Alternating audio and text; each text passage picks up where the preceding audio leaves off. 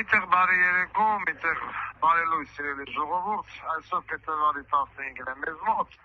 Ես ուզում եմ այսօր խոսում եմ ամենայն հայոց Վարդան Ղուկասյանը։ Ես ուզում եմ այսօր մի փոքր այսպես ասած դասախոսություն կարդամ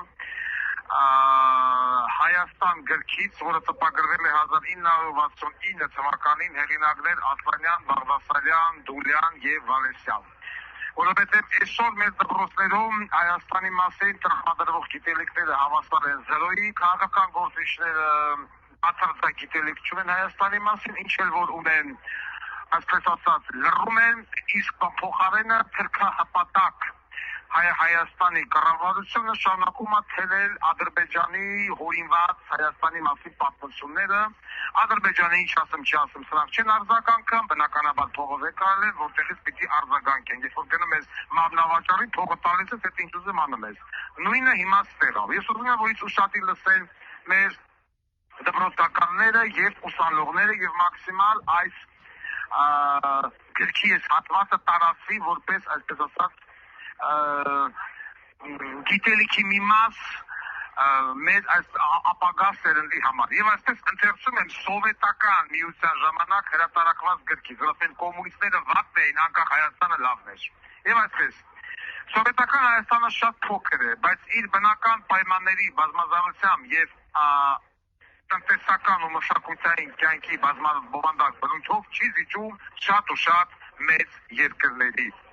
Սովետական Հայաստանը գտնվում է մեր տարեվադարձային գոտում, այսինքն աշխարհագրական նույն լայնության վրա, ինչ Իսպանիան, Իտալիան, Հունաստանը։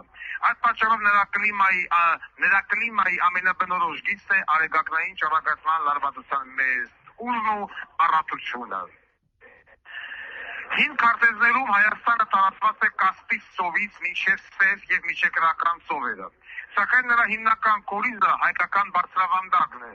Լեռների այդ երկիրը, որը առաջավոր Ասիայի մի մասն է, մեկն է մարդկային քաղաքակրթության ծագման համաշխարհային օջախներից։ Այդ տերիտորիայում հազարավոր եւ հարյուրավոր տարիների ընթացքում զարգացել է հայ ժողովրդի ինքնատիպ մշակույթը, տալով ճարտարապետության, գրականության, նկարչության, երաժշտության, հոյակապ ստեղծագործություններ։ Նորից եմ կրկնում, հին քարտեզներում Հայաստանը տարածված է Կասպից ծովից մինչև Սև եւ Միջերկրական ծովերը։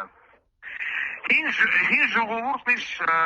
պետականությամբ, նյութական եւ հոգեվոր մշակույթով պատմական ասպարեզ իջավ հնագույն ժամանակներից եւ իր ավանդը ներդրեց համաշխարհային քաղաքակրթության մեջ։ Սակայն արդեն 14-րդ դարում Հայաստանը դադարեց գոյություն ունենալ իբրև անկախ կենտրոնացված պետություն։ Իսկորեն պետականության կորուստը, օտարերկրյա զավթիչների հաճախակի արշավանքներն ու ասպատակությունները, օսմանյան ու պակական բազմադարյան բռնակալությունը ժողովրդին հասրին ֆիզիկական բնաջնջման եզրին։ Քաղաքակիրթ աշխարհի աչքի առաջ մեկընդմիշտ փակվելու է այդ հին կուլտուրական ժողովրդի պատմության մատյանը, սակայն գտնվեց մի ուժ, որը կարողացավ կասեցնել իրադարձությունների անխուսափելի թվացող ընթացքը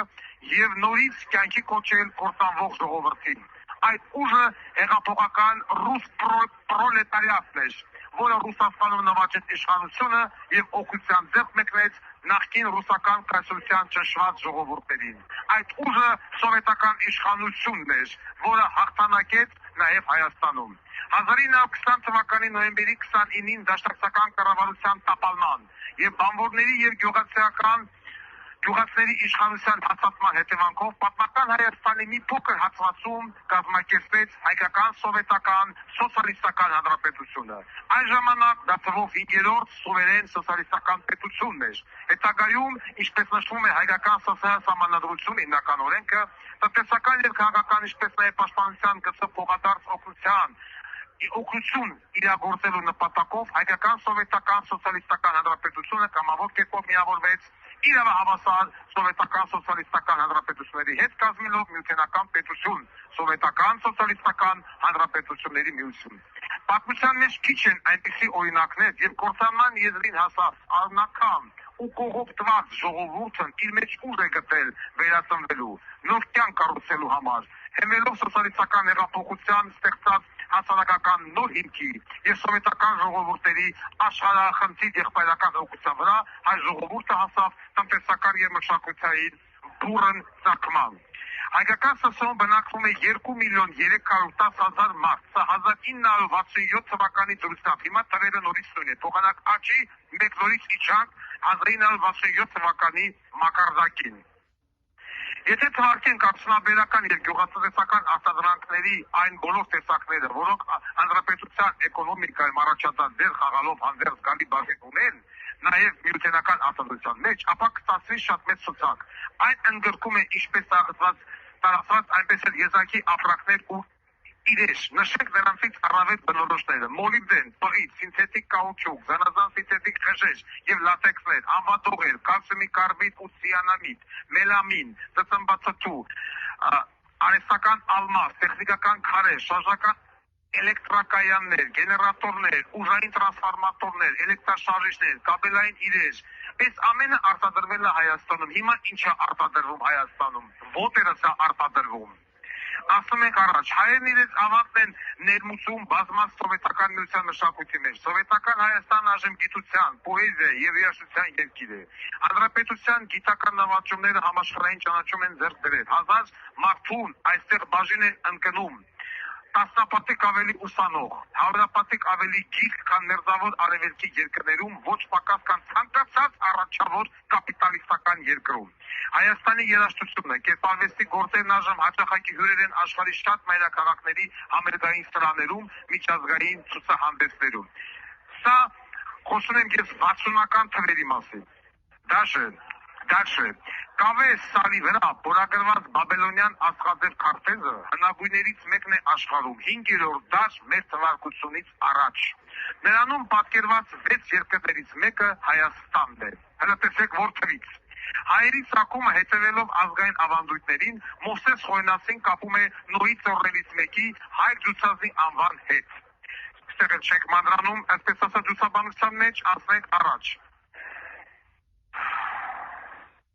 Փոքր Ասիայում հետիների պետության Խասուշաշ մայրաքաղաքի պեղումների ժամանակ բազմաթիվ արձանագրություններից մեկում հայտնաբերված է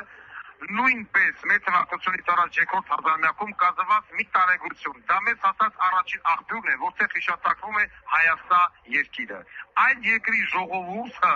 հայացները հանդիսացել են հայերի անմիջական նախնիները, որոնց անունից էլ, ինչպես ենթադրում է մի շարք գիտնականներ, առաջացել է մեր ժողովրդի ինքնանվանումը՝ հայ։ Պատմության մեջ առաջին անգամ Արմենիա անունը հանդիպում է պարսից Դարե Վշտապ թագավորի մեր թվարկությունից առաջ 521 թվականի արձանագրության մեջ, որը գտնվել է Քերմանշահ քաղաքի մոտ Բիհտիսումի ժայռի վրա և գրված է 3 լեզուներով։ Հին պարսկերենում Հայաստանը կոչվում է Արմենիա, էլամերեն տեքստում Արմինիա, իսկ բաբելոնականում Ուրաշթու։ Ուրեմն հենց Խանձարուրից էլ մեր երկիրը հանդես է գալիս տարբեր անուններով։ Հայոց լեզուն կամ հայերենը հնդեվրոպական լեզվախմբի մի առանձին ճյուղ է։ Մի րոպե ասենք առաջ։ Իր գոյության սկզբից և վեց հայկական պետությունը հարկադրված էր հանուն անկախության անընդհատ պայքար մղել ընդդեմ Մեդադոս թագավորության Արքեմենյան Պարսկաստանի և հունա-մակեդոնական նվաճողների։ Մեր թվարկությունից առաջ 4-րդ դարի երկրորդ կեսին Հայաստանը վերականգնեց իր պետականությունը, թեպետ ժամանակավորապես։ 190 թվականին մեր թվարկությունից առաջ օգտվելով սևելակների թուլացումից, հենց նրանց սատրապներից երկուսը հայ իշխաներ Արտաշեսն ու Զարեհը իրենց շուրջը համախմբելով ժողովրդին ապստամբեցին և Հայաստանը հայտարարեցին անկախ։ Այսպես են մեզ կրթել սովետական, այսպես ասած, դպրոցում, խորհրդային միությունում, ասելով, որ մենք ով ենք, ինչացու ենք, որ Արարատը, որ Արագածը, որ Վանալիչը, Վանը, Էրզրումը, Մուսը, Զեյթունը բոլորը եղել են հայկական։ Հետո 1453 թվականից հետո բոզի տղա թուրքերը գալով գրավել են, կտրտել են, բաժանել են Պարսկաստանի մեջ։ Իսկ այսօր է իշխանությունը։ Էլ ասում մենք հենց պիտի պարզենք, թե ցեղասպանություն խիլավ։ Մենք մեղավոր էինք, որ մեզ կոտորեցին։ Այն հղի կնանիք, այն մակահասակ երեխեքը մեղավոր էին, որ իրենց կոտորեցին։ Մեղավոր էին, որ ասում են սա մեր հողն է, մենք ուզում ենք մեր հողի վրա ապրենք թուրքեր, մեզ հանգիստ թողեք։ Ոչ, պիտի կոտորվեք։ Ճիշտ են արել, որ մեզ կոտորել են։ Այս հա ուզում ասի, այսօր իշխանություն պոռնիկի տղեն։ Ու մի հատ էլ ասում է, հələ որ ես վերարտադրվա 2026 թվականից հետո։ Вообще ավելի ինտիրալնելու։ Բոզի տղա, եկար Նիկոլ Փաշինյան, մորը ծծծնեմ։ Երկրի հերը անիծեցիչ, Ղարաբաղը տվիշ, էսա խողերը տվիշ, թուրքերին բերի լցիր Հայաստան, շիրելես պրախատնոյ դվոր։ Ոչ մի ընդդիմադիր ուժ իրեն էսպես հայտարարած ընդդիմադիր, այսօր կոտեմը չի լինում, չի կայնում, չի խոսում։ Ես ոչ մի կերպ չեմ կարող հասկանալ, այդ մարդիկ, որ այսօր տես առաջադրվել են շնից շատ, ուզում են դառնալ բնավարչապետ, այդ մարդիկ մի հատ հարցի կարող են պատասխանել, Արցախը ումն է։ Ումն է Արցախը։ Իրանք մի հարցի կարող են պատասխանել, այդ միջանցքը պիտի լինի թե ոչ։ Թուրքերը պիտի գնան առանց պասպորտ կոնտրոլ։ Ես էլ ջենքի չգիտեմ, որ առանց պասպորտ կոնտրոլ մտնես ու դուրս գաս։ Բայց բան գոյություն չունի։ Անտեր ասում բանը իսկույնի ինտելեկտ կբերենք դնենք սահմանի վրա, որ Թուրքիա, Ադրբեջանի քաղաքացին հայ պագրանիչը կչտենա։ Ես ուզում հասկանամ, ու ոչ մեկ պարլամենտում նստածները այսօր են ռոբա սերժականները չդրել հարցակեն, ասեն այսինչ երկիրած է մորը տուննա, որ ոնց որ քո կնդամոտ էին գալի մտնում շինեմ բերանը թաթխմ հլում հետամ, նույնը դու ուզում ես անես տեղ, որ ես ժողովուրդը դեն չի հանել։ Այս շագանջումա քնած, կայսի տակա, դոզի տակա չեք կարող հասկանալ։ Օրհնյա դրեմ ասում սահմանադրությամբ Ռուսաստանի քաղաքացին իրավունք չունի առաջադրվելու։ Կողեմ այդ սահմանադրությունը ես առաջադրվելու եմ էնել ոնց։ Երբ որ ձեզ պետք է սահմանադրություն եք խաղացնում, երբ որ ձեզ պետք է սահմանադրությունը չկա, այդ նույն սահմանադրությունը, որը ապօրինաբար ընդունեց Սերժն ու Ռոբիկը, այդ նույն սահմանադրությունն ասում է Արարատ բառից հրաժարվեք, այդ նույն սահմանադրությունն ասում է գերբից հեռացեք Արարատը, այդ նույն սահմանադրությունն ասում է եկեղեցին բռնաբարեք, այդ նույն սահմանադրությունն ասում է Արցախը տվեք թուրքերին, որ վեկալակ տվեք։ Ու հիմա վախը մեկ անգամ Արցախ բռնաբարեք։ Այդ նույն սահմանադրությունը ասում է հնդիկներին, չինացիներին, բերեք Երևանի քաղաքապետ ընտրություններից Սերժի գրած օրենքով կարան քաղաքապետ ընտրեն, բայց վարչապետ ոչ։ Այդ նույն սահմանադրության, որ ասում եք Վարդան Ղուկասյանը բանը ՌԴ քաղաքացիա իրավունք ունի առաջադրվելու։ Բայց Վարդան Ղուկասյանի որ իրավունք ունի, ինչ ես ուզում բերես Հայաստան Վարդան Ղուկասյանին։ Ինչի՞ Վարդան Ղուկասյանին Ինտերպոլով հետախուզում հայտարարում ասում են, նա այն քաղաքացին է, Ինտերպոլ բռնի, Ինտերպոլն էլ դրեց Աննա Վարդապետյանի մոտ արանքը։ Արդեն ուզում տամ։ Այսինքն երբեք կա սահմանադրությունը հիշում եք, երբեք չի սահմանադրությունը չեք հիշում բոզի տղեք։ Վարդան Ղուկասյանն առաջադրվելու է, գրասեք չգրասեք դա կապ չունի, եւ Վարդան Ղուկասյանը ունի իր բնապլանը ինչը անելու ձեր հետ։ Եվ որ դուք փորձեք կեղծել ընտրությունները, ապա կլինի հեղափոխություն։ Հեղափոխություն։ Եվ այդ հեղափոխությունը կլինի բանվորը գյուղացիական, կլինի կոմունիստական, կլինի սոցիալիստական, կլինի չգիտեմ ինչական, բայց այդ հեղափոխությունը լինելու է։ Նիկոլ Փաշինյանը ու Յացաֆեն չեն վերարտադրվելու։ Եվ եթե քաղաքական դաշտում կան մարդիկ, որոնք որ ռեալ ընդդիմադիր են, կան մարդիկ, որոնք որ հասկանում են, որ թուրքերը պիտի գան մտեն Հայաստան, իրանց մորը շինեն, թվորը շինեն, կնգան շինեն, մյուսին շինեն, եւ վերջո իրանց շինեն։ Այն նույն է Լիժնիկը, նույն է այդ Լիժնիկի ֆեդերացիայի նախագահան եւ մյուսները, որոնք որ գիտակցում են ուր է այս մարդը եկել տանը, պիտի հասկանա այն մարդ միայն հեղափոխություն ուրեմն, որովհետեւ այդ նույն քաղաքակիրթ Եվրոպան այսօր հանգիստ ասացեք Հայաստանին, ինչ ուզում եք արեք։ Քրիստոնյա ժողովրդին դրանց բռնաբարում են, քրիստոնյա աշխարհը լռում է։ You have 1 minute left. Ու ինչ ա լինելու սրա բանվերջի, ես չգիտեմ, ես լրողը չեմ։ Եվ մանավանդ Ռուբեն Վարդանյան աշխից բարձրացա, որ ադրբեջանական բատում գտնվելով ասում է Արցախը Հայաստանն է եւ վերջ։ Ես էլ եմ ասում Արցախը Հայաստանն է եւ վերջ։ Սիրելի ուսանողներ,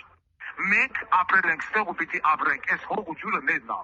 Ապակասելուք այս հող ու ջուրը մեզն է։ Ոչ մի կերպ չպետք է թույլ տալ, որ ինչ որ Նիկոլա Ռոբա սերժական բորրեկի ծնունդներ թուրքերին բերելցեն մեր երկիրը ու հետո դնել սաղին ծխցնեն։